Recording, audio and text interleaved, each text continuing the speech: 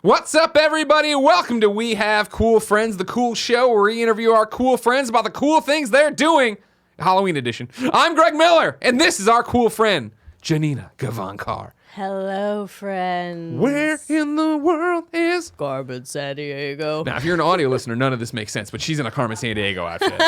I'm just his dead man from the one and only Death Stranding, which we'll be reviewing soon. YouTube.com/kindoffunnygames. Is that you getting excited about Death Stranding? Yes. Yeah. What have you heard? What do you know? Don't listen to any of it. Forget everything you know. I know some things. Yeah? But, I mean, we all know some things, and who knows if those things are even real. It's going to be cool. Yeah? Be Yeah. cool. Yeah. Yeah. Janina. Yes, darling. Thank I'm you for happy coming to see in. you. I'm happy to see you. I'm glad we finally get to do this for real again. I just got off a plane, and I know. came straight Where here. did you come from? New York. Okay, because that was my panic this morning. Because I know. Your text was so sweet. I but saw, because I was up late playing video games till right, 4 in the morning. As one does. It And is saw- the fourth quarter. Yeah, saw you tag me in a thing and didn't even look at it. And then this morning when I woke up and looked at it like for real, and it was like, got a 6 a.m. flight. And I'm like, a 6 a.m. flight? She's going to get here at I thought you were coming from LA. I'm like, No, oh my no. God, she's going to beat us to the office. No. Yeah, I was in New York, and I didn't even sleep last night. I just got in a car at 4 a.m. and You're a then crazy person. Well, I'm on a press tour right now, so this is just what it is. It's So like, here's what I'm bad at all the time. Yeah. Is people yell at me about it on this show. Because they love this show. Very successful. It's better than Kind of Funny. Anything it is. I was going to say KFAF. Thank you very much, Kevin, for seeing through where the joke was going. In a nutshell, how do you describe yourself? If How did I somebody's get never in this heard nutshell? of... Exactly. Good reference. Good reference. How do you this is describe You're yourself? a really good shill in the back there. I Kevin, really like it. that's Thanks, all thanks, legit. Wookie. That's all Thanks, Wookie. genuine. Oh, wait, what was your question? I didn't listen at all. If somebody doesn't... I'm used to it with you in conversations. If somebody doesn't know who... Yeah. Janina Gavankar is. God. When you meet somebody at a party, I'm Tom Cruise. I walk up and I'm like, hey, I'm Tom Cruise. Oh my God, that was an incredible impression. Thank you, I killed it. You were transformational there. I would say most people know me as an actor. Mm-hmm. I grew up a very serious musician, but I make things, films, music videos, yeah.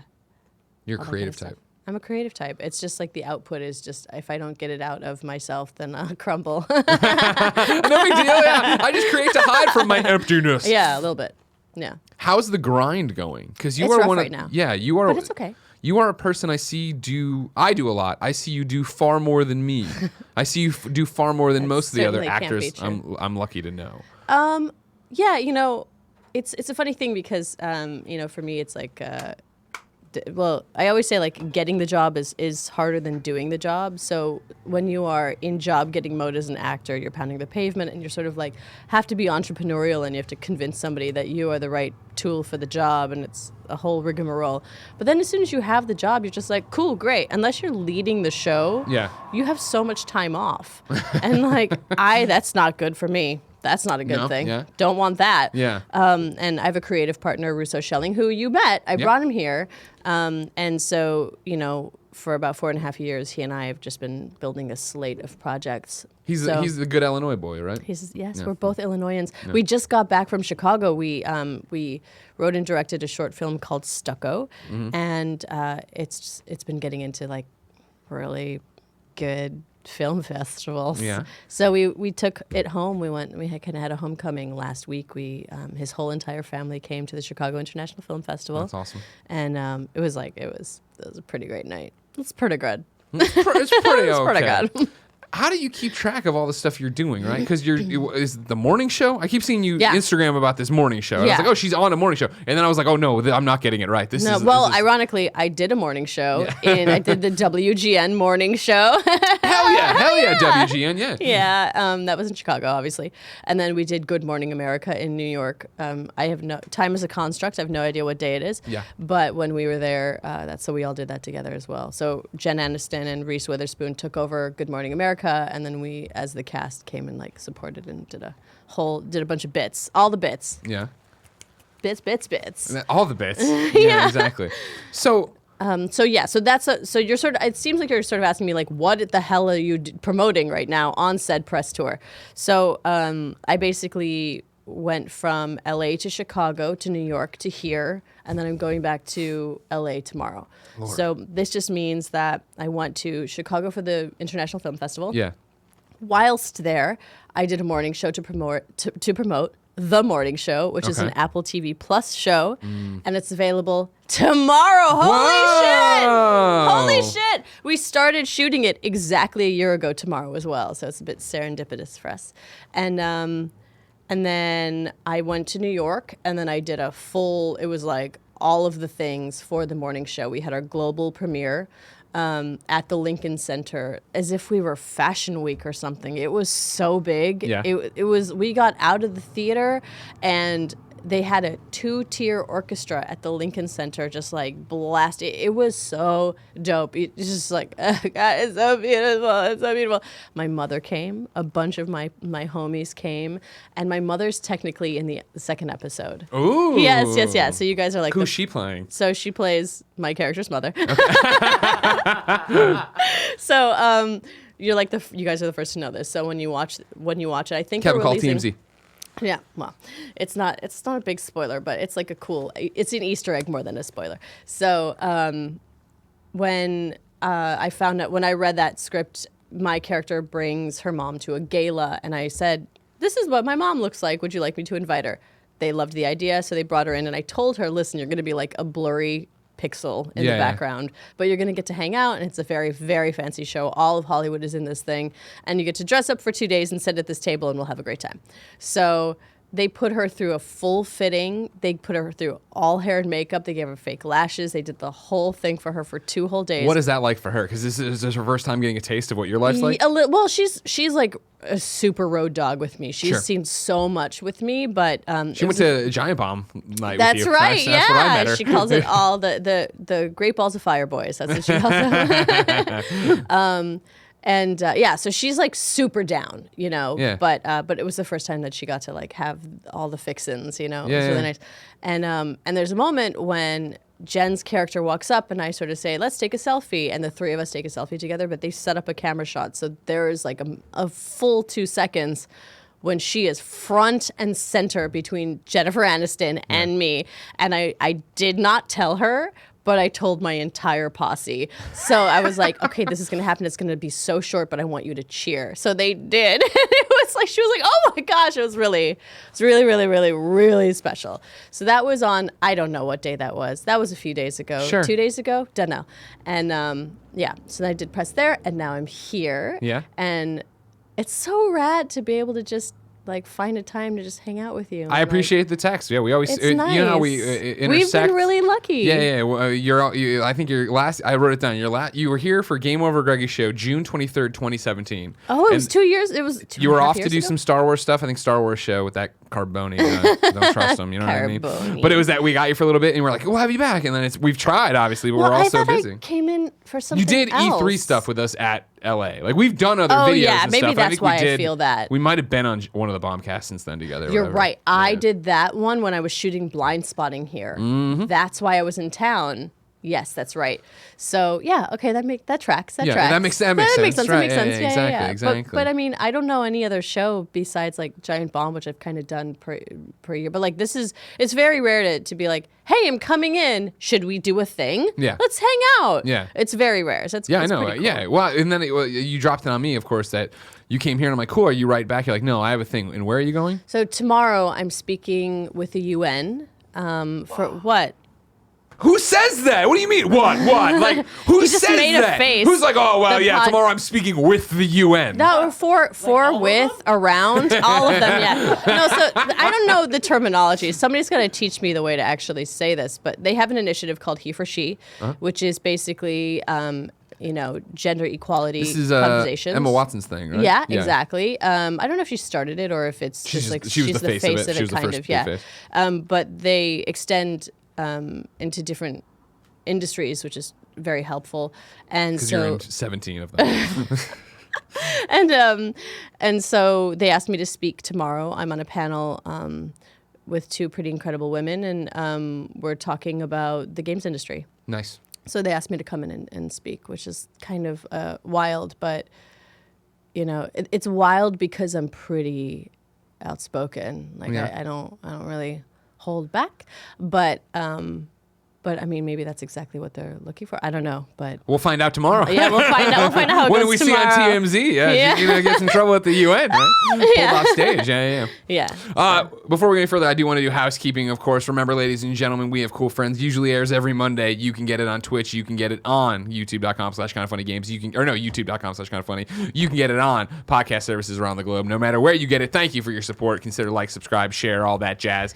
Remember, for housekeeping, it's Halloween, obviously, which is why we're in the goofy outfits. Kind of Funny's Goofy. Halloween. Speak for yourself. You look great. All right, you look great. Dope. I feel Yeah, Kevin, you walk behind me and just show people yourself. Yeah, live. come show yourself. Halloween Hellscape is happening. It is the Kind of Funny pay-per-view we promised you on Patreon. You can go to youtube.com/kindoffunnygames. Get it there. It's a YouTube live premiere thing, but if you're not watching live, it doesn't matter. It's just up there. Kind of Funny World Championship on the line. Xavier Woods doing stuff, and here's Kevin as Loki. You look great. Thank you. You do look Yeah, great. thing. Yeah. Did you make this on your own? Yeah. Well done. Yeah. Thanks. That's the thing about a good Halloween costume. Like you want personal touches Bespoke. on it. You want yeah, exactly. You had something in it. You know what I mean? Not just you got an Amazon hat delivered. You know This what I is mean? Not just you put on a suit That's you already what had. I did, by the way. So so this is my mother's coat from the 70s. This Really? red leather coat, which I love. Your mom's got style. She's the dopest. Yeah. And then I was like, wait, how could I do this? Because I knew there was no way I could take a hat with me for three cities. So Yeah, I was yeah. just like, wait, Amazon, and I just. And of course, it showed up on Saturday, and I was like, ooh, I hope it actually got through the door. I can never tell. We're brought to you, of course, today by our Patreon producers, Al Tribesman and David Mintel. My freak. And our sponsors are Untuck It, Escape the Invasion, and Away, but I'll tell you about that later. Yeah, you're also in games. What's that like? My what? You're also in games. Oh, yeah, When you were yeah. here in 2017, I was in a game. You- I was at the time I was working on a game. Yes, it was called Star Wars Battlefront II. it was. It And- still is. Yeah, it's still called is. that. Yeah, exactly. Battlefront 1 and 2 combined sales more than 33 million. So Really? I credit that to you. That was off from EA's earning calls yesterday. Tell your friends. But no, it was funny because when we had you on, it was like how we introduced you of like, this is where you probably know her. But instead, we're going to talk about nerdy things and we did a topic or whatever. Yeah. I want to talk about that right now. Sure. Because I feel like I'm lucky enough to have met you at E3 2016, 15? It might have been even Yeah. 15 when we first started Kind of Funny in the backstage at Ubisoft. Yeah. And I remember you being like, I know Kind of Funny. I was like, oh, hey, I know your work. Yeah, True Blood. Yeah, and we talked for a little bit. And then it was this thing that was before you had got that game like publicly. That wasn't your big thing. And granted, you had done video games before, right? Far Cry, obviously. But this was the one where it was your face. And suddenly you were the main character. It was your face. It wasn't just doing a voice for anybody. Yeah. And you were out in front of this game. Yes. You were out there and so proud of it, which I think is what made it so awesome. In the podcast we did with you, right? Tim brought up the story of when they announced the book about your character, right? And you started like freaking out, crying in the front row. Yeah. Like it meant so much to us, and I think gamers at large that you cared so much about it. Yeah, I still do. I'm sure you do. Yeah. What was that like? What is that like? Because you're Well, part it of was Star Wars wild. history now. Yeah, because it was two things simultaneously. It was like, I was the protagonist in a Star War. What is Star Wars? Yeah. And that comes with a whole bunch of responsibilities, and like especially as a brown girl, like that was I think I'm the first person of color to be the protagonist in a Star War. Sure. But so there's that, and you sort of like take that like. And I'm sort of like nihilistic about everything. It's like everything matters, nothing matters, Yeah, so yeah. like you can't. What am I gonna do? Like be like, oh my god, it's the biggest deal. Actually, it should have happened a long time ago. It just happened to be me, right?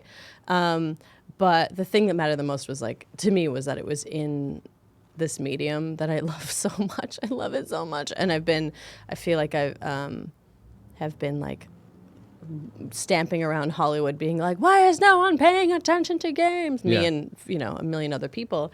But then, I had this like rare opportunity to put these two things together and it was just, I just can't believe I got to do it. Well, it's that rare occasion where I think it's the right platform and the right person and all these different things where I'm going to get this part wrong. I want to say it was Vanity Fair, but somebody did a feature on you during this happening and you were very much saying what you just said there to the mainstream, right? Yeah, Of that's no one's paying attention to games and you're foolish not to. That's where the cool stuff's happening. Yeah, absolutely. And that's what I've done for a really long time is I sort of say when I'm like in quote unquote Hollywood, arenas, I kind of say I am an advocate for the games industry in mainstream media. Yeah. By the way, they don't need you. So if you don't pay attention, totally fine. Yeah. You know, like I always kind of like fire a warning shot. Like it's up to you Yeah. if you want to be a dinosaur, you know.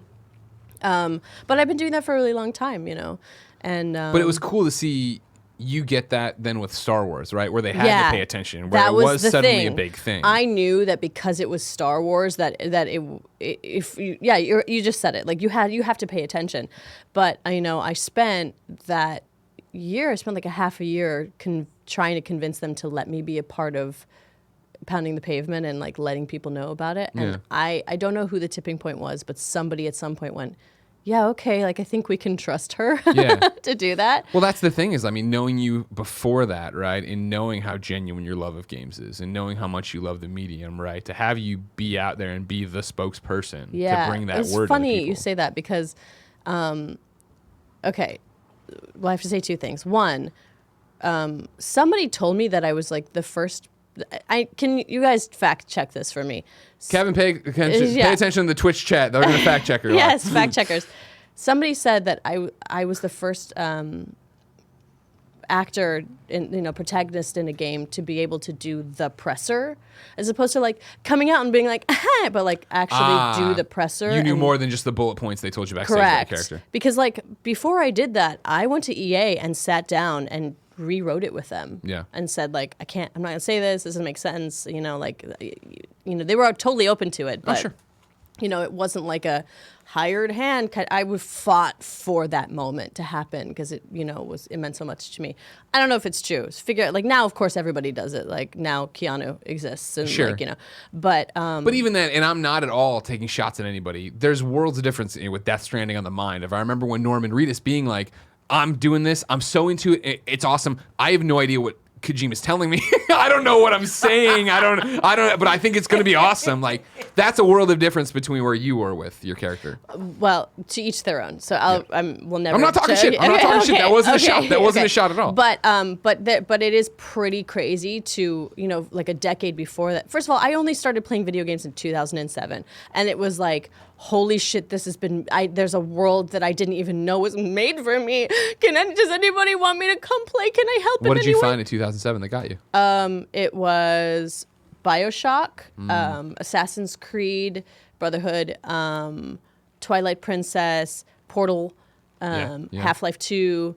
What happened? Did somebody just drop a console on you? Like, here you go. So you got time to kill, huh? My ex-boyfriend was. I didn't have a job. I was like a non-working actor, and we played BioShock, and I was better at doing the hacking pipes than him. Pipe puzzles. And then he would he was the founder of DeviantArt, so he would like actually run a business, and then I didn't have a job, so I would just like continue to play. And then I was surrounded by geeks. It was like I finally found my people. Yeah. And then they were just like, "You're a gamer," and they just kept somebody handed me the orange box, and then it was just over. I was like, "Oh, this is world." And so that takes me to my second point, which is I started tweeting about games in 2007, and really just because I was like, does anyone want to? Can I help? How do I hang out with games? I didn't know anything, but I was like pretty vocal. And when I did EA Play for Battlefront 2, it was like having a quinceañera. This was completely unintentional, okay?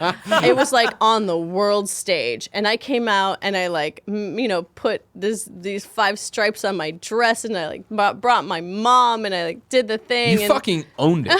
That's you. how you say it. Where I mean, and the genuine joy in your face in those photos, right? Yeah, I can't tell you. So I did I had an idea. By the way, I did that on zero sleep because I did a night shoot on Blindspotting here the night before. So I just flew in, showered at the Palladium, got into the dress, snatched my hair back, got sewn into my dress, and then went out there. Yeah. And then I slept for 14 hours the next day because I had an emotional come down. But the point is, I knew I wanted to come out that was halfway in character and then break it, Yeah. And then I didn't really have a plan for what I was going to do with all of my emotion after that because I got through the first half, then I was roll the tape, and then it's like a 4-story high screen. And I came back and I was like, my mom's here and I feel things. And I was like, and I went off script for a second, and I feel like everybody felt it. Oh, yeah. And so 2 things happened. One, the people who are kind were like, this girl's, she means it. And then the trolls went, this bitch. But they went She doesn't even really play games. Yeah, that's not a thing. So, but they started going through like deep Twitter history. Yeah. And they saw 10 years Yeah. of tweets like super thirsty gamer, like does anybody want to be friends with me, please? Yeah. For 10 years, and they were like, oh, yeah, okay. She's still a bitch.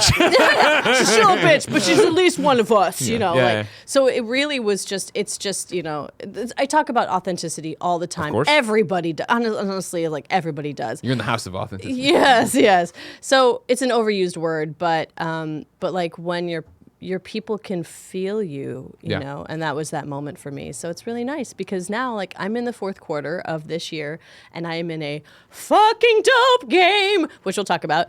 But like, there are other things releasing, and then now sometimes like games that I'm not in will just reach out to me and be like, do you want to be a part of this cool initiative we're doing? And I'm like, oh my God, this is so cool. Like, there's stuff coming up that I can't talk about that I get to do in the next few weeks that I'm not a part of their game at all, but I just get to, be involved. And it's just a really dope place to be. And if I told myself, my 2007 self, like, no, one day you'll be really like embedded and your friends will be devs and you will really, you'll somehow be lucky enough to have your finger on the pulse of what's coming up. You will be a part of this community. You won't be an outsider. Yeah. I felt like one, and now I really, some of my closest friends are leading the charge in this industry, and I just can't believe it. It's really cool. Yeah. It's really cool. So do you feel, well, I mean, you never stop working, but do you feel this push and pull between, like, would you rather be doing more game stuff? Would you rather be doing more movie stuff? It's kind of... Is it hard to exist in all of it at once? No, it all feels like the same offering for me, Okay. right? So, like, even if I'm directing somebody's music video, it just feels like it's all kind of like... Creativity. It's like a vomitous need. No one call it that. And I know that's like a bit intense, but like, all right. Okay. So is it hard? No, I actually feel like I'm in a really unique place that I like. I feel lucky to be in because I don't pay my mortgage with games. I can be really honest in the industry. Not that I would anyway, but I really don't kiss anyone's ass. I call people out to their faces when I think something's not good. You're opinionated. I'm opinionated, but I'm also like incredibly compassionate. Nothing's harder than making a game. Sure. So I'm not a troll that just like thinks, you know what I'm talking about. It's just like people who this game talk fucking sucks and you should go die in a ditch. It's like make a thing once in your life. Okay, thanks, bye. You know, people are killing themselves. Crunch is evil, and like things need to change, and so people can stay safe and have a longevity in this career. Yeah. But like I get to say that because I'm not beholden. Sure. And I love that. So as for like the future of where I probably fit in this industry, of course I will continue to perform if people think that I'm the right, hammer for the nail. But Russo and I are hardcore gamers, and we have a transmedia project that works in any medium really, but also is definitely like an interactive narrative. Yeah. And like consulting, all these kinds of things, like they happen naturally, and we'll continue to. And just because people don't know doesn't mean it's not happening. Sure. Yeah, of course. Like, there's so much stuff. It's funny because I am in the public eye in some way, but just because it's not like the front facing part of my life doesn't mean that it's not the most important part of my life. Totally. I mean, it's the surface level, right? The tip of the iceberg. Nobody knows what's people happening see the global premiere of an Apple TV Plus show, but like I'm much more interested in, and I'm spending way more hours, figuring out branching dialogue. You know what I mean? Like, how do we write this? So when do you sleep? When do you play games? Like I struggle making dumb YouTube shows and playing games. Really good question. I am not able to play as much as I'd like to. Yeah. I think Russo and I will start streaming. I think the second that I actually start streaming for real, then I'll have to build it into the schedule, and then I'll like be able to tell my team like, no, I need to do, part of it is like I have a full team of reps, and I am working on shows, and when you work on TV, you're working like 16 hours a day on set. Yeah. And but we'll figure out how to do that. And there's so many things coming up soon that actually, I'm gonna do a playthrough of Afterparty on the 4th. So whoever's listening and whoever's watching, please go to my Twitch page, which is literally just my first name, Janina. Perfect name. And then I'm gonna stream with the creators and the cast in my house. Crankle. You both have psychopath huge eyes. Have you ever noticed that? You both have like giant eyeballs. I've never had my eyes called. Well, no, that's a lie. Actually, you're the one that said it to me, didn't you? Yeah, probably. You're like, probably yeah, true. I have psychopath eyes. No, I do. I've literally quoted you so many times. I'm pretty sure it came from you. It better have come from me. Otherwise, you're just reading the internet comments on an IGN video. You're like, who's the guy with psychopath eyes? Yeah, you both have like just giant eyeballs. He's coming through for We Have Cool Friends, When is he Sean coming? I think we're filming it next week, but I don't think it goes up for a couple weeks. Oh, good. So give me some dirt to give him. We're gonna do a playthrough at 2 p.m. Pacific Standard Time at my house, which Monday I just the 4th. redid. I just redid my house. That was a thing. No, it is a thing. I'm putting a note on the calendar. We'll host that for you. Oh, that way, if you really? can go to twitch.tv/kindoffunnygames, and we'll put that up there. Because I'm seeing we're not doing anything else. So hold on. Oh my God. Host Janina's. Thank stream. you. No problem. That's what we're here for. To support you and Yay. not Sean Crankle. Right, Barrett? Right. Thanks, Barrett. Out of the blue the other day, you start putting up all these Instagram posts of these beautiful shots of this house you have now. Oh yeah. And my favorite one is the one like, I've always wanted a house with a swing in it. And so I said, put a swing in it. And now I have 2 swings in my kitchen. I'm like, what the hell are you doing? You're a crazy person. Yeah, I mean, we all are. Yeah, that's fair. Yeah, I bought that house 5.5 years ago and made some personal changes in my life last year, and then was sort of like, when do I get to be a grown up? Like, if I don't actually do this now, then I guess I'll never do it. Yeah. Also, I exist on the road so much, and I was in Los Angeles working on the morning show. Yeah. So I found a designer. I've like designed people's houses. So I was like, do I work with one? And then I watched her work, and I was like, Jesus, I'm a hobbyist. Albeit I'm a good hobbyist, but like I'm still a hobbyist. I'm not a full-time designer. So so Manny Cheng and I sat down and we oh my There it is. God. Yeah. And Swings in the kitchen. Why swings not? in the kitchen, yeah. Seems dangerous, but you don't care. Whatever. A little danger never hurt anybody. Actually, it does sometimes. But Quite often. Quite often, it's very dangerous. Yeah. So we redid the whole house. That's rad. Yeah, I turned the back house. I lofted a bed, so it's got like a little tiny home. It's very Scandinavian, and so it's and then that gallery wall that's there became like a full-time job because I made most of that art. Yeah, I saw you talk about putting the propeller up. Yeah, there it is. Yeah. Dangerously put up the propeller. It was really stupid. I shouldn't have done that. Were you just like on like 2 step ladders on top of each other trying to do it? It was like one of those. It was like a kind that just goes.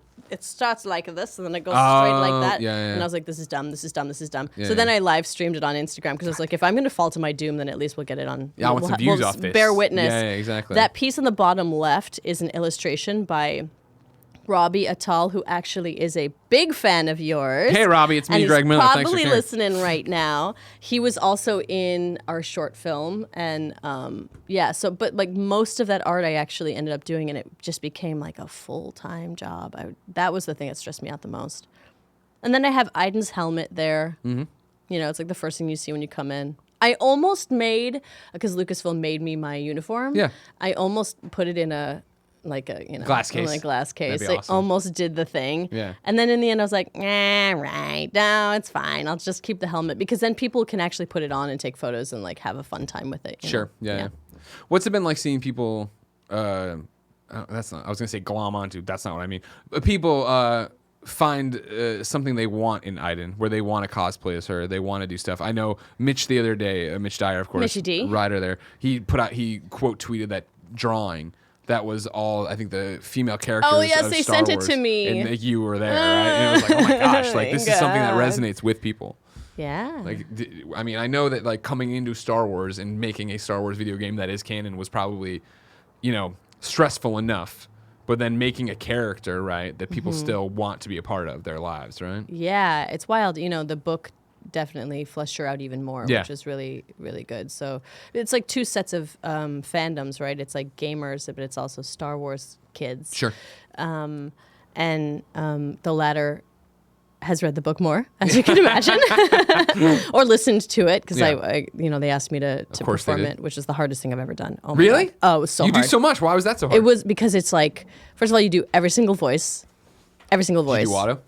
I did everything, Yeah. and I'm not great, but I did it. You're like, I tried. But I tried my best. But Oh, yeah, Kevin got the ARPA. Look how good Kevin is today. Yeah, and I'm in the top right with my daughter. See that in the back, they've got their two hands up. Yeah. Yes. Oh The my red shirt and the God. white shirt. Yeah, that's it right from there. Aw. Aw. And so, I don't know. What am I saying? We were talking about the book and why that was the hardest thing to do. Oh just yeah, the it was voices. really hard, and I only had 3 days to do it in between shooting. No, it was like it's not enough time in between shooting the game, and really not a lot of time to prepare. Yeah. And as you can imagine, I was like, I have to get this right. And like Sam Witwer was incredibly helpful during that. Yeah. Days Gone, Sam Witwer, and Force Unleashed Sam Witwer. and Force, yeah. Also, specific- of course, Smallville Doomsday Sam Witwer. Yes, Come on. Let's- yes.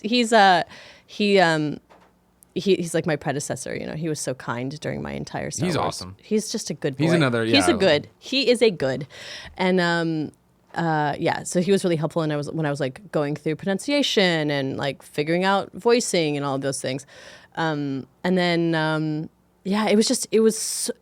it takes so much energy. Ooh. I have some friends who've like made a career of making audiobooks now, and I'm just like, it's the hardest thing I've ever done. It truly was. Because you have to be on that, I mean, for pages and pages and pages in that energy. Also, I didn't know this at the time because it was the first one I'd ever done, that most of those sessions only go 4 hours, and I went like 9, 3 days in a row or something. So I didn't have time to recover. When I'm doing a push like that, like even with this press tour, Yeah. I need to build in some recovery days. Yeah. And I didn't have them, Does this grind ever get to you? Do you ever, you just redid your house, right? Wouldn't you like to hang out in your house more? I actually like to hang out in my house now, which is kind of amazing. Yeah, it can be rough, but again, like I kind of get off on being so busy that I'm just like, Look at me. like This it's world's just, my bitch. Yeah, a little bit. Yeah. But then I start. I don't look at things in days. I start looking them in like packs of time. So like 3 to 4 hour chunk is this thing, right? So I like, even here, I'm like, I get off a plane, I come straight here. This is like 4 hours I get to spend with you, where we get to like share a space and be focused with each other. Yeah. And then I can move on to whatever the next thing is. But if I don't do that, then I won't remember hanging out with you, and that will be really upsetting to me later. So yeah, but then I go back tomorrow, and then I hopefully I don't really have a recovery day. But otherwise you just get sick. You just can't. You meet too many people, you shake too many hands, you push too hard, you don't sleep, and My body's been trying to break down since PAX, but it knows it doesn't have any time to do it, so right? it's great. Exactly. So sometimes I wake up and I'm like, oh man, throat's a little sore, but like you can't stop. So Yeah. my body's like, cool, let's keep Can't going. stop, won't stop. Figure right around Christmas time, I'll fall into an iron lung and just Yeah. have to sit there. But what's good is, when it comes to the producer side of me, the creator side of me, I have a creative partner, and we share a brain. Sure. And like, even right now, I was like, my throat hurts, and he was like, go to urgent care. And I was like, I don't think I have time, and I don't want to. And he's like, go here. He's like, we really support each other in that way. We Sure. really are sort of like the real partnership in that way. So Yeah. I want to double way back to something. Well, let's go. I'm unfamiliar with it. How did all this start for you? You talk about like you started as a musician, like a serious musician. Yeah. So like you're a kid and you want to get into music, and that's where this path starts. Sure, yeah. So I studied piano first and then percussion. So I still play mallet percussion. Mallet percussion? Mallet percussion. What's So that? like xylophone, Oh, okay. marimba, glockenspiel, vibraphone, these kinds of things. Gotcha. I played, I don't think I'm allowed to say it yet, but like I played vibraphone on a bunch of deceased Bones? pop stars' estate songs. Would you say Bones? Yeah. The bones are their money. Do you know what I'm saying if I say that? No, I didn't know.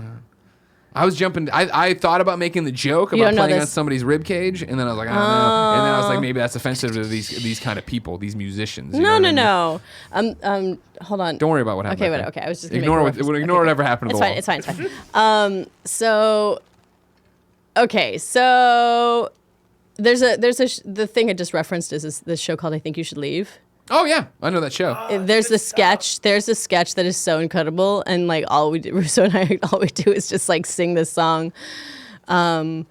What's the sketch called?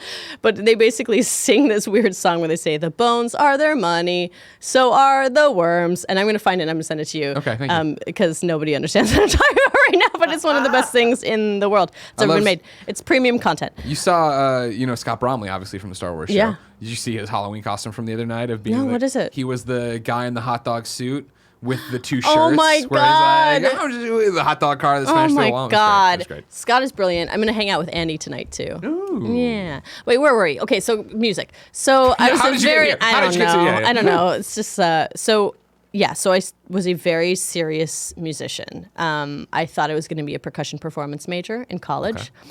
Then I was doing the musical, the High School Musical, and I had like an emotional heartbreak as somebody else. And I was like, what was that? What was that? And it became like a dragon I chased constantly, like feeling somebody else's life. Yeah. And then I switched my focus very last minute, and I found a school that let me get away with murder. What school? The University of Illinois at Chicago. That's like a ringing endorsement for anyone who's a multidisciplinary artist. They were just like, yeah, sure, do anything you want. So I was a theater major and a dual minor in music and psychology. I think if I went back, I'd probably study psych now. Okay. And leave all this music and acting behind you, huh? well, I mean, I use it more than anything. You know, Yeah. it's like saying like politics in Hollywood. Like, there's a lot of Hollywood in politics. There's a lot of politics in Hollywood. So then.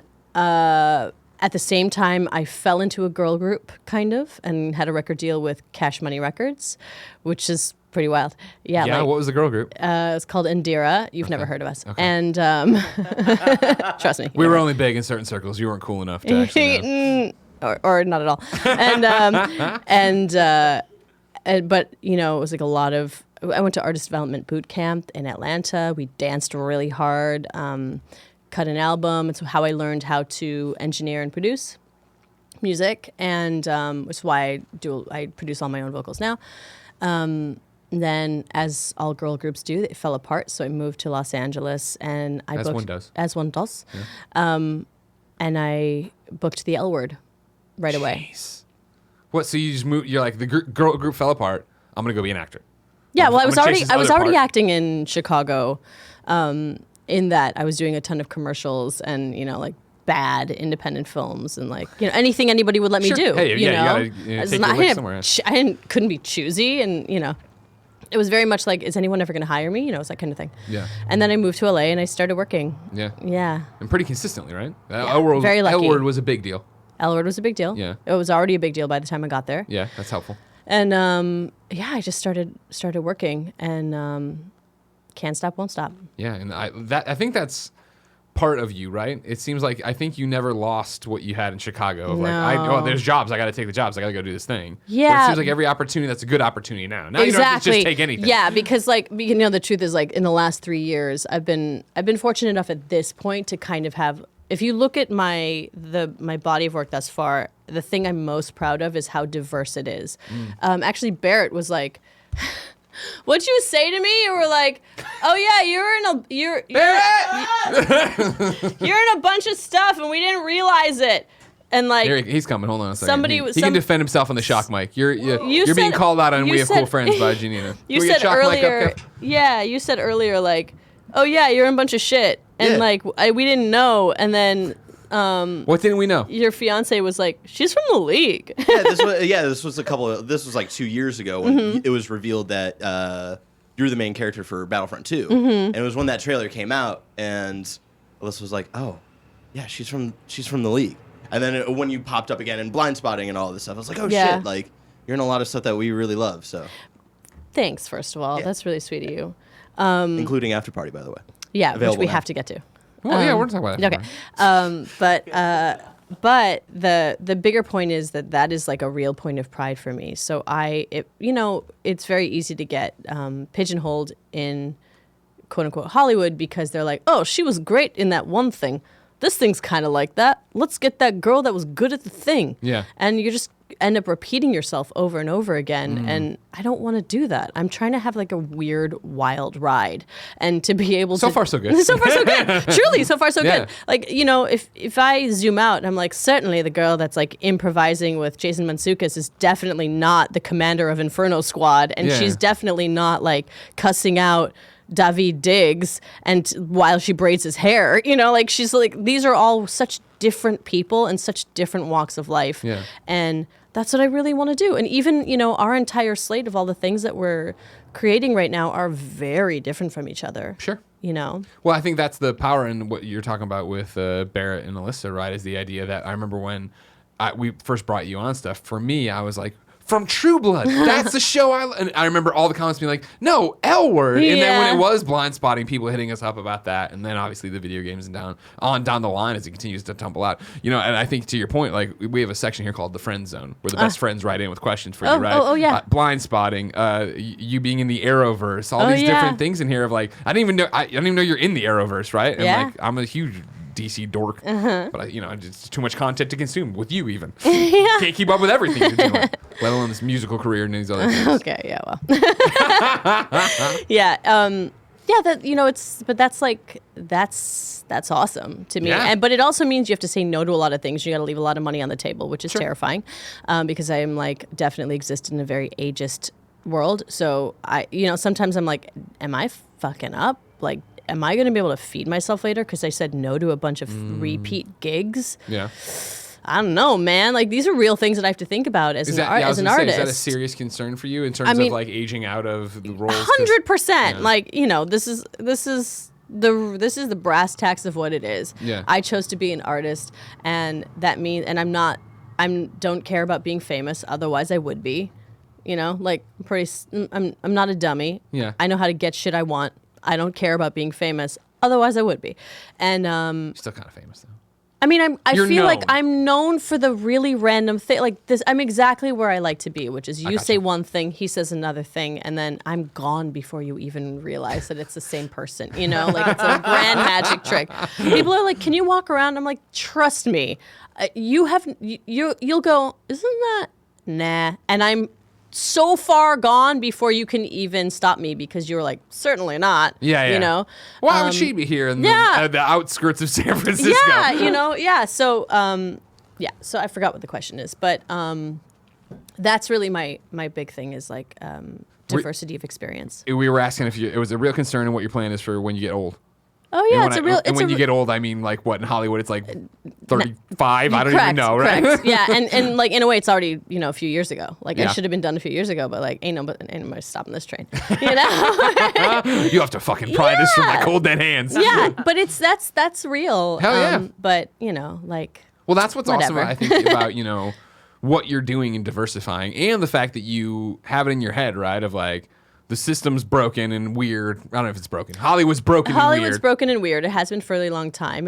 It's not going to be fixed, perfectly. But, then you get opportunities like what I get to do tomorrow. And you talk to people and you kind of like try to say the things that you've learned thus far. And hopefully they can take it forward. And all these little micro changes will like make things better for all of us, What do you think you've learned? I thought something you said on your original Game Over Greggy appearance, right, way back in the day, was this idea that you have a barometer and good people when you meet good people. Yeah. And if you say something like, I know that person, and you turn away, that means that person wasn't good, right? I go, cool. Yeah, exactly. That's funny. I told you that? Oh, no. And I think it was before 2017, right? It was before Wait, I said 2017, right? Yeah, June 23rd, 2017. That was before like Me Too really was popping off and all this other stuff, right? yeah. Where I think it was before this was being taken seriously Yeah. as it is now. Yeah.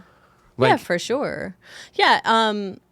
Yeah, and the thing about the thing about the Me Too and specifically the Time's Up movement is like it's just about abuse of power, which is obviously not. It's everybody experiences it. It's not 100% a gendered experience, you know, and it's certainly not just in Hollywood, and that's why it's really important to just talk about this shit and demystify it.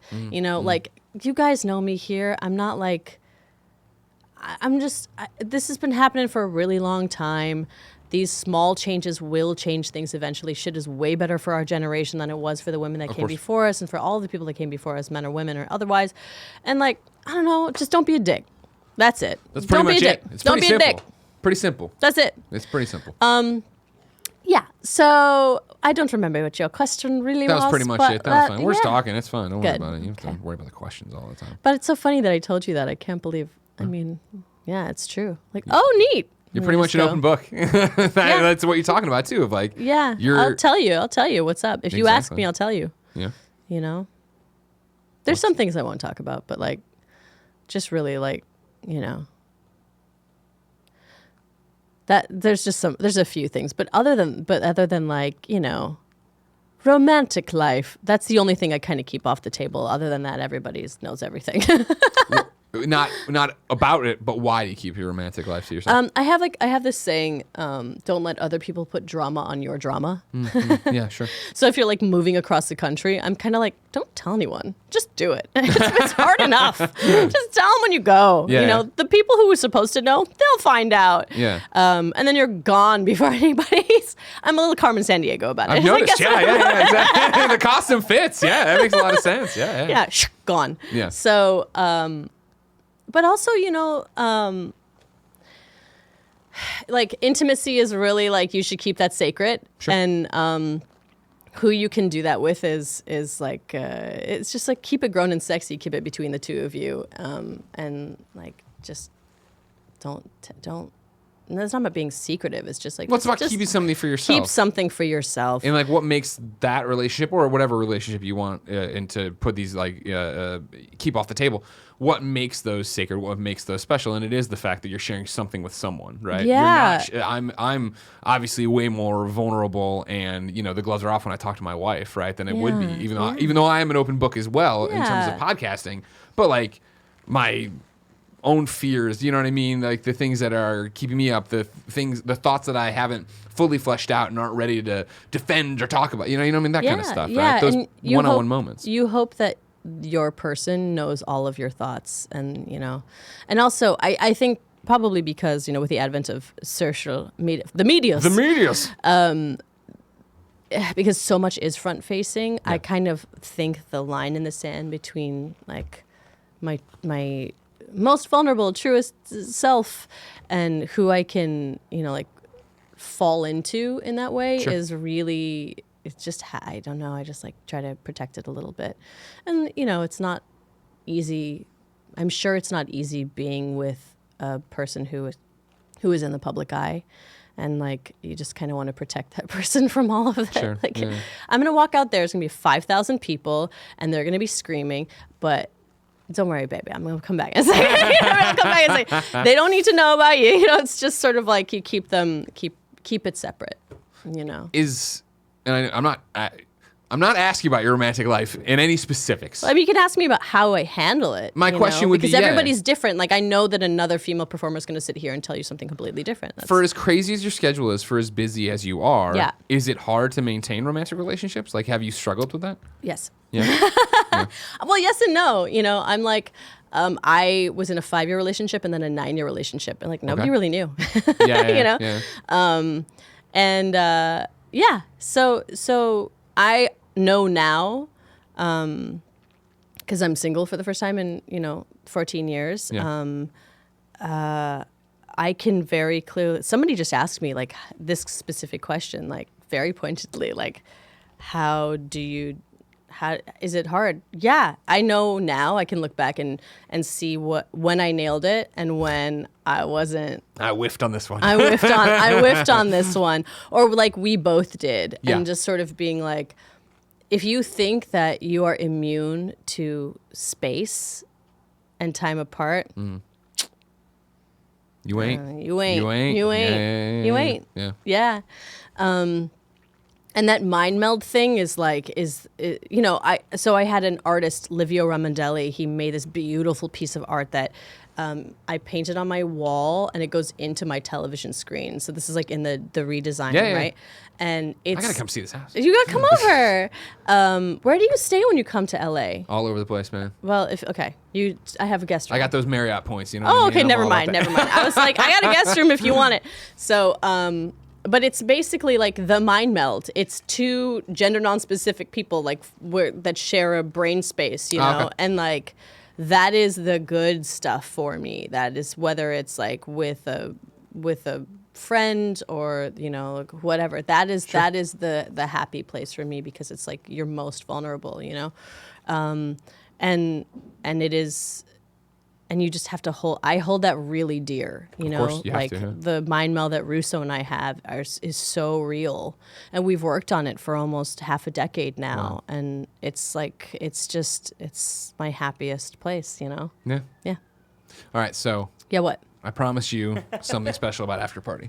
So, have you I seen haven't this seen yet? this. So this is the influencer Xbox Game Pass kit they Influencer. sent out, right? So you can get in there. Go ahead, no, because you're in Afterparty. Who do you play This in is so Afterparty? cool, man. I play Lola. The main character. The main character. Well, One no, of them. there's two. There's two. There's two. They're besties. Yeah. If you don't know what Afterparty is at this point, who the fuck are you? It's a great point. Who the fuck do you think you are? fuck do you think that- You know what I mean? Are you in a car right now? Pull over to the side of the road and Google it. This is so good. There's very little better than a good drink with bad friends, says Satan. So, go ahead and open it up. Okay. Have you How- seen this yet? Oh, yeah. Oh, okay, don't ruin it. Okay, I'm not going to ruin anything for you. So, go in there, see? Oh my God, it's a beer pong kit. You have a beer pong kit? This that's is branded? fucking great. Oh, a little shaker. Look at it branded as well. Oh my See? God. Afterparty shaker there, too. Oh my Yeah, God. because of course, Afterparty all about making drinks in hell. Is this- what is That's this? just protective tissue paper. And Yeah, throw then- that away. You don't need that. Coasters, Xbox Game Pass. Of course, Afterparty available on Xbox Game Pass. One of the best deals. Yes. Xbox Game Pass in gaming right now. A little You got your pong own? ball. Oh my God. Oh my God. Guys, this is Milo and this is Lola and this is my character. She doesn't sound like that. No, no. Hard to believe they went that way with the character. Oh, wow. Then you got your And then little what is cocktail, this? cocktail Oh kit. my See, because you got to make your God. drinks with it and stuff there. Yeah. This is so neat. This is all yours to take home, of course. Thank you for being in the game. Ooh. This is so cool. I don't drink at all, which is the irony of my life. But you know, But you want this stuff. Look, it's I the want this thing's stuff. branded Afterparty. I literally you know? don't have this kind of stuff in my house yet. So when you come over and you want to mix yourself a drink, just Sure. know you're doing it on your own. Yeah, I was And- going to say, no, I'm only making one for me, one for Jen, nothing for This you. You got looks a water. cool. Yeah. This looks neat. Look at this. So how did you getting into Afterparty come to be? Is this one of the ones they came to you on? Did you already know Sean in the night school? Well, it's funny. So Mitch Dyer Ugh. introduced Russo and I to Krankle Yeah. as writers. And then that almost happened and it did not. And then he was like, but at that point I'd already like fallen in love with Krankle as Sure. a weird friend. And He's a weird dude. oh, he's the best. He's the best. He's the best. And he was like, hey man, so like, I was like thinking like, I don't know, like you'd be interested or whatever, but like maybe, do you want to like be in the game? And I was like, oh my God, are you asking me to perform in this? Yes, please. I would love to. I was so pumped because Oxenfree, as we know, is just, first of all, thank you. You're welcome. Is so dope and it's so conversational. Mm-hmm. And it is like a grand magic trick. They nailed it, you know, more than anybody else. And The conversations are what stands out the most in that game, right? Yeah, We're it's going through and piecing together what the story is here. yes, it's the way the characters talk to each other. It doesn't feel like a performance. It just sounds like everybody's in the same room, Yeah. and we're not. Yeah. You know, so yeah. So when they asked me to be a part of it, I was like, oh my God, it's gonna be so dope. And then Adam Hines, the writer, and they're cousins. Crankle and Hines are cousins. Nepotism. From Illinois. I know. Shit, fuck, I should know this. They wouldn't last an hour in DuPage County, I'll tell you right now. Right? DuPage County! Yeah, and then so I came in and worked on it for, I don't even know how long. But, I mean, they are such good boys. Yeah. And the thing about night school specifically is that they're really kind. Yeah. They're kind to their company. They're 50-50 too. Everything is 50% women, 50% men in the company. And they're compassionate. Everybody's happy. Everybody feels healthy. Like that. That goes a long way in the games industry. It goes a long way, yeah. and unfortunately, it's a rarity. I like stamp around and talk a lot of shit about that specifically, like company culture. Yeah. And I know, like, as I grow my studio, that is of the utmost importance. The people that we're bringing projects out with, I talk about like who we want to be to each other as we take a project out into Hollywood. I talk about this a lot because there are problems, and I can't be talking as much shit as I do and not actually be about it. You know what I mean? Yeah. Yeah. And Night School Studios is like just a really good example of people doing it right. So is that how you're finding most of your game work now comes from? Where people come up to you like, do you want to be in this? Are you auditioning for stuff? Hopefully people will continue to, because I don't know what my next thing is. I don't have my next game. I don't know what it's going to be. I did know that, and I really would actually like to I don't have time, but I really want to write a piece on why I chose to do an indie after doing like a giant game. Ostensibly the most, like, it's a Star Wars game. As AAA. It's a Star Wars game from EA. Yeah. Yeah, like it couldn't have been bigger than that moment. I couldn't have chosen a bigger like stage pressure workload thing sure. than that, Yeah. And like why I specifically wanted to do this. What's your pitch? Why'd you want to do this after that? Because of company culture. Really? Yeah. Okay. Did you not like what you saw?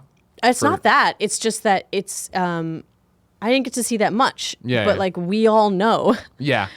Oh, one thing I did get to do that was amazing was the Christmas of 2017, DICE invited me to go to Stockholm. Oh, nice. So I flew there, and I did their Christmas party, and I went out in uniform, and I did the moment of the helmet thing, and they like put like, they had like fog, and they did this. It was like the most Euro thing I've ever done. It was so nice. And I got to party with all of them. Like when you work on set, you get to see the crew around you. Yeah. But then you don't get to meet the post team. Sure. So, it takes hundreds and hundreds of people to make even just a TV show. And I get upset personally when I don't get to meet those people, even if I'm not the creator of the thing and I'm just an actor.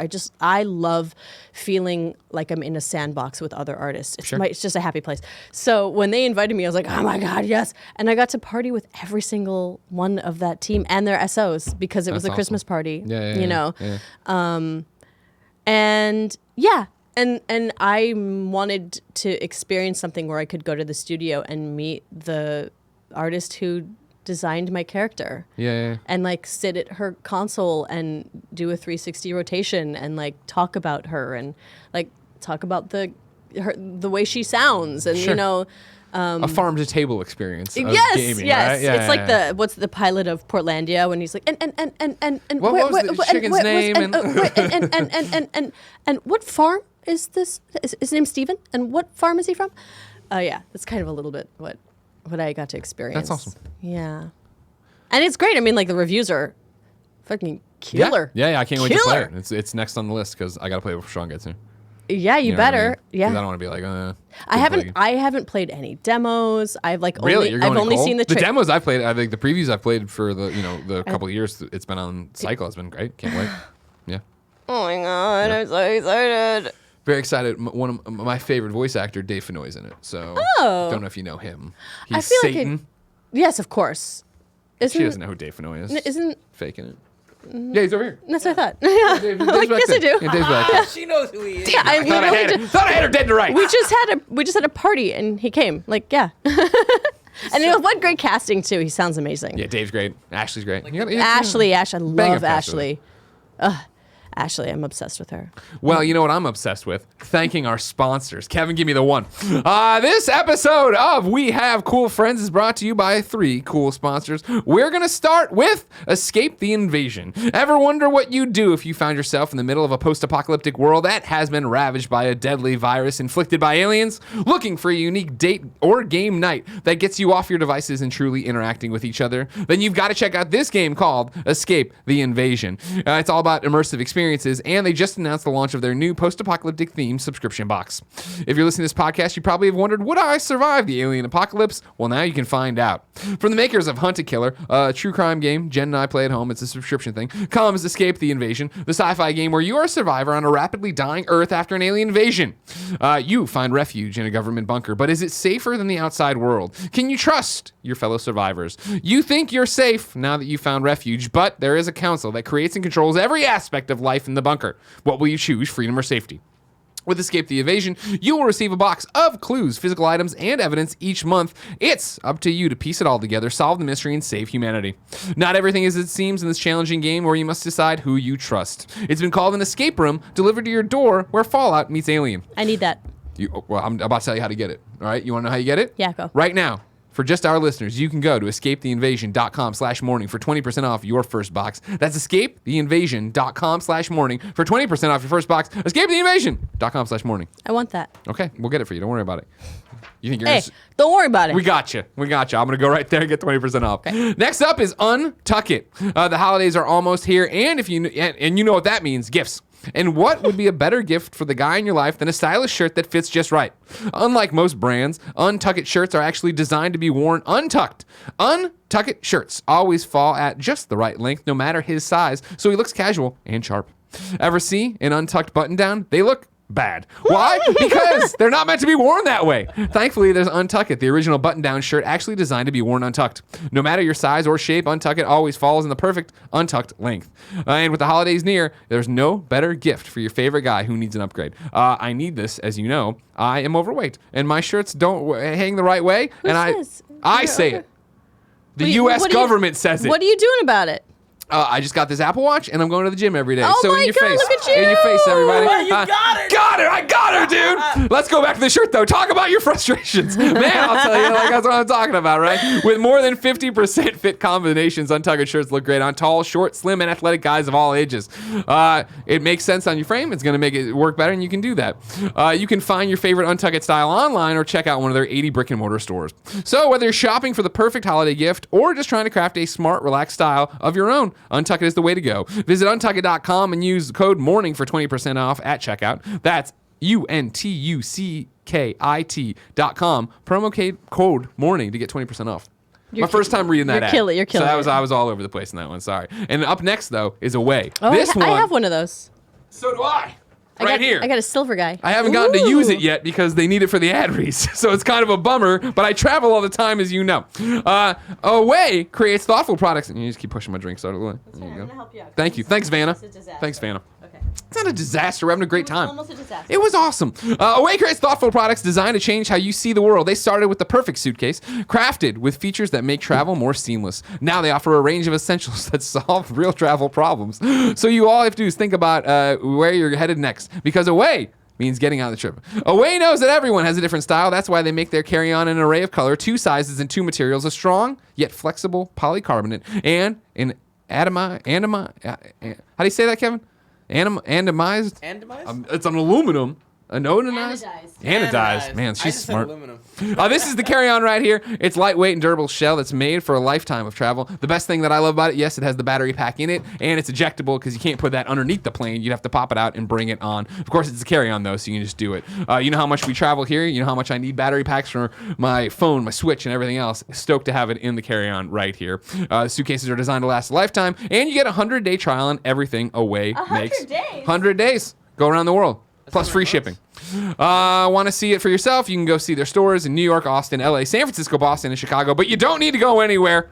For $20 off a suitcase, visit awaytravel.com/morning and use the promo code MORNING during checkout. Again, 20% off or $20 off suitcase. Visit awaytravel.com/morning. Use the promo code MORNING And there you go. Wowie wow. Thank you for your help. You just earned yourself an Escape the Invasion box. Oh on us, my so don't worry about that. gosh. Janina, it's time to Yeah. enter the friend zone. This is where people on patreon.com/kindafunny can submit their questions Cool. for you. Mitchell writes in and says, "Hi, Janina." Mitchell. Yeah. It's not dire, don't worry. Okay, cool. Blindspotting was incredible, and you were great in it. Thank One of my you. favorite movies from last year. How did you get involved in this project? Did you know David or his music before working with him on this? David. My apologies. All good. I didn't know them personally. I was aware of them because they are just lethal artists. And so the writers and producers are David Diggs and Raphael Casal. And I read the script, and it was the best script I've read in years and years and years. And in fact, I'm like still pissed that it didn't win or get nominated for Best Original Screenplay, because it is like, you reading it was just like, holy shit, man. Yeah. Yeah. It was one of the few times where I was like, if I'm not a part of this, I'm going to die. Oh my God. Like, what do I do? What do I do? Yeah. And then, it's just, that one's going to hold up for a really long time. Yeah. Yeah. What's it like to be part of that? Like, do you? Oh, do you- I mean- you do everything, and I assume you're proud with all of it, right? But like, do you? No, not all of it. Oh, okay, great. No, I'm not proud of everything. What do you hate? What do you look back like? I can't believe I was on that crap. I mean, there's plenty of like indie films that I did back in the day. Sure, and Chicago like, stuff. yeah, and just like even along the way of like, I've done a few indies that, the good thing is when you do an indie and it's just bad, nobody sees it. No You're one just has to like, know, yeah. but then one person will see it sometimes and you're like, They tweet at you about it, and like the one tweet you don't respond to. yeah, No, like, no, oh, no, that's no, telling. Yeah. Oh, nice. And you just turn away. Turn away. Do the turn, smile Yep. and turn. All right. Yeah, but that one is like, maybe my proudest film I've ever worked on. I have one coming out in March as well. I'm the female lead in Ben Affleck's next movie. Ooh, And, what's it called? It's called The Way Back. Gavin O'Connor directed it. He made Okay. Warrior and The Accountant with Ben as well. And Yeah. it's heart-wrenching. And Ben's incredible in it. He's become a dear friend, and we really feel like, we really did something on that one. And so the world will get to see that in March. Two things. Yeah. Number one, introduce me to Ben Affleck. Number two, We'll come do the show. Cool friends. right? No, totally. Oh my God. Yeah, no, you kidding no, me? Kevin and I are the biggest Kevin Smith fans. You think we're gonna have a million questions about the VSQ universe? And I like Batman v Superman. Different topic. Here's my question. Yeah. Have you been in it so long, and this is just your life, obviously, traveling the world, doing these things, but like earlier, like, oh, Jen Aniston was doing this. Oh, Ben Affleck and I. Does this still? Do you have that perspective anymore of like, oh man, like I know all these people that the rest of the world is like so hung up on, that they're the biggest movie stars, or that they have all these memories for? I call it perceived status. Yeah. Right. So like, sometimes status is a real thing, but often it's not. So fame can really skew people's perceptions of who a person really is, and makes you like glitch out. Like it makes you act in ways that you wouldn't necessarily act. Yeah. Because of your own like overthinking or insecurities or whatever. And I don't really have that anymore, because it's your life, right? that's just my life. Yeah, Yeah. every day, yeah. But I get like that around some people. Like, I met, I shook Kojima's hand at E3, and Right. I almost like cried on myself, and but mostly it's for like game devs, Yeah. it's Yeah. for directors, it's for creators, because performance is one thing, embodying something is one thing, and it's really transcendent and very special, and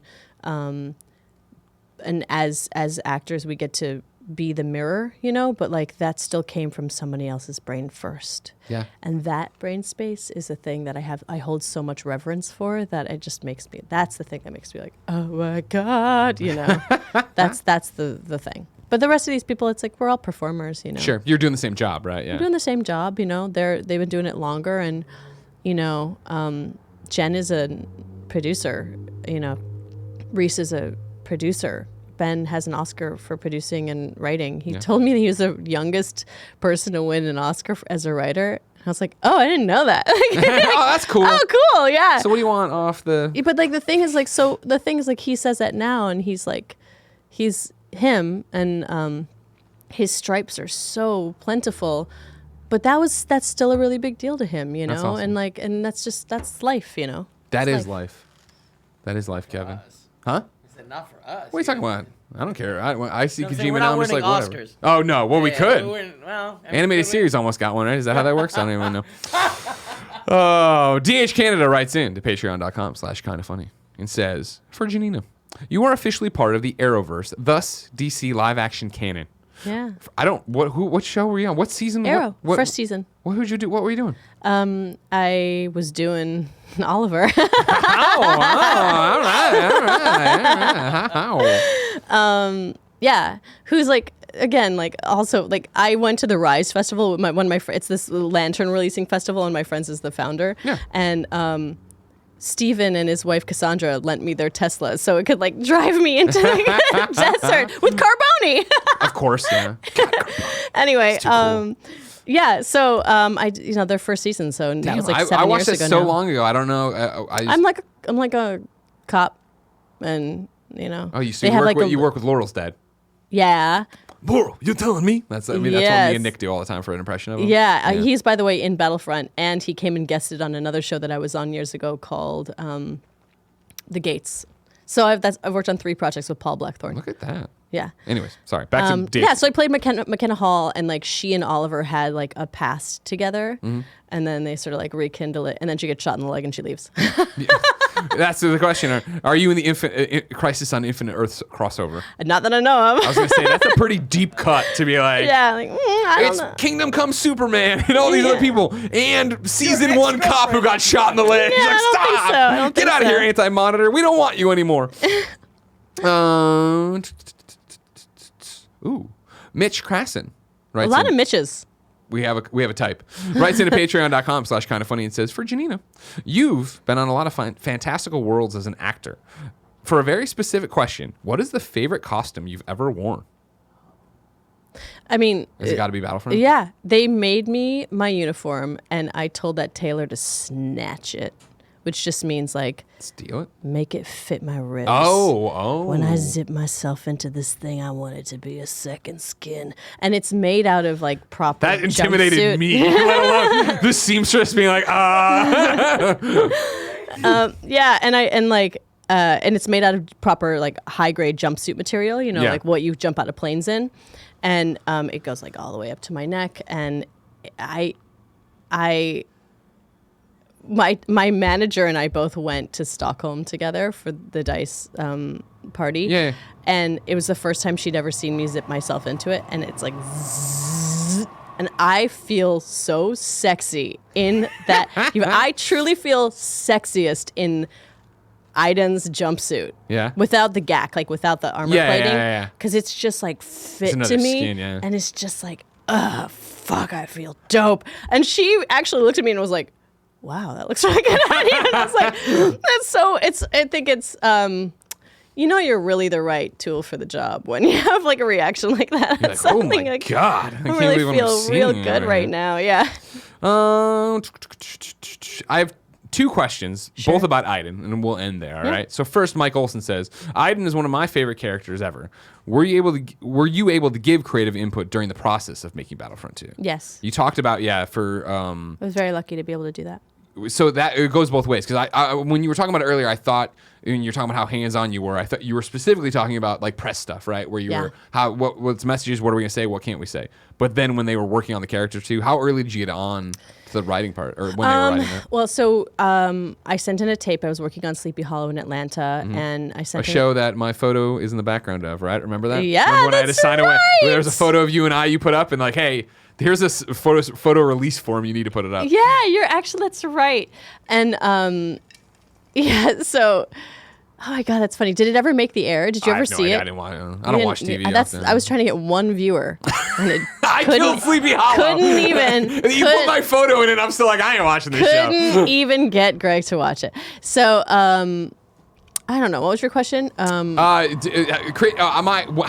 soon did you get in to have creative input on who Aiden was? The second I signed on, Yeah. I treated that the same way that I would a movie, which was like, now I need to talk to the writer, the creator, blah blah blah. And I know, in the games world, the word director and the word producer are so overused. They're just too many moving parts. So I just kind of like put a warning shot out into the world and was like, I need to meet with everyone. And then we Skyped together. Mitch and I talked, Tom and I talked, and then I brought up any concerns I had, things that I saw maybe sand traps for us character-wise. Yeah. Talked about, obviously her relationship with her father. Really mind that. Her relationship with her eventual daughter. Just all of it. Like a lot of arc stuff, And then really the big moment and the big tipping point for me was I found out there was a book about the second week that I was shooting it, and I got mad. Really? I was like, how dare you not tell me there's backstory to my character? I'm an actor. What do you think this is? Like, this is what we do. At least I do, because I'm like a nerdy, studious backstory nerd, right? And so I found Christy Golden on the internet and was like, I have her email. I will because I was living in secrecy. I was like, I will absolutely reach out to her on my own. Warning shot. If you don't want to take care of it, I will absolutely do it, and then I'll relay what I've learned. And then the next day we had a conference call together, and we all sat. It was like the entire Battlefront team and Christy. Then we sat on Skype and we talked, and she told me the backstory of hers with her mother, and it broke me into a million pieces.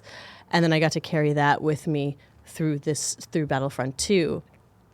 So that kind of stuff is like being really vocal to having access, but that takes I think it takes having stripes to know, like, you can stick your neck out. All you're trying to do is be better at your job. They're not going to fault you for that. I'm not saying change things. I'm saying, give me more. Yeah. Feed me. So I as can much as embody you can go. this, Yeah. But yeah, so that's kind of, but that's who I've always been. I really hold people accountable for that kind of shit, Yeah. Okay. Yeah. And then final question is Silver Lobo. How do you feel about Iden and her story in the Star Wars universe? In particular, do you think there's more stories to be told with her? Yes. And yes. This isn't a live question, by the way, mind you. So this is something they filed not knowing what we would talk about. You are a great narrator on the audiobook. Oh, Silver Lobo right there. Thank you. Do you think there's more stories to be told for Iden? Yeah, there absolutely is, especially for her, because the thing that I really want to mine is before she gets knocked up. So now she's switched sides, and it's not an easy transition. And I don't know how Star Warsy this is. It's a little probably too dark. I don't know. Maybe it's dark. Maybe it's not. But the rebellion doesn't know how to run a tight ship. Iden does. And there was talk, I don't know if this is canon or not, but that she taught Poe how to fly or something. I don't know. Somebody has to check into that. Don't quote me on that. But she misses the way it smells in her cockpit when things are burning.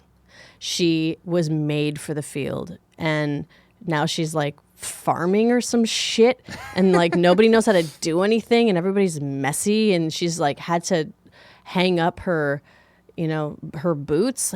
That must have, to me, it's ooh, she hit depression. I'd love to mine Iden's depression years, and falling in love with her partner and all that. That is a really interesting time period for that specific character. That's not really Star Warsy, but is of the utmost interest to me. Kevin, get Gary Witt on the phone. Let's make a comic book about this, all right? Thank you. He's working on it. Great. Janina, thank you for coming through. We Have Cool Greg. Friends. It's so good. I'm glad we finally got to hang out for a long, long time. Who? You. Oh! Remember, ladies and gentlemen, We Have Cool Friends is every Monday. You can get it at twitch.tv/kindafunny games as we record it, youtube.com/kindafunny later, roosterteeth.com later, podcast services around the globe. Jeannie, where can people keep up with you? Ooh, I'm Janina at all of the things. It's easy. But really do come watch the playthrough on the 4th, because we're going to stream all of Afterparty. Ooh. And that's just, twitch.tv/Janina. There you go. We'll be hosting on twitch.tv/kindafunnygames, so don't worry about it. Our next cool guest is none other than Chris Anka coming back. Of course, Chris, a comic book artist known for the Runaways, Star-Lord. He'll be here to talk to us next week. So get your questions in, patreon.com/kindafunny. And until next time, it's been our pleasure to serve you.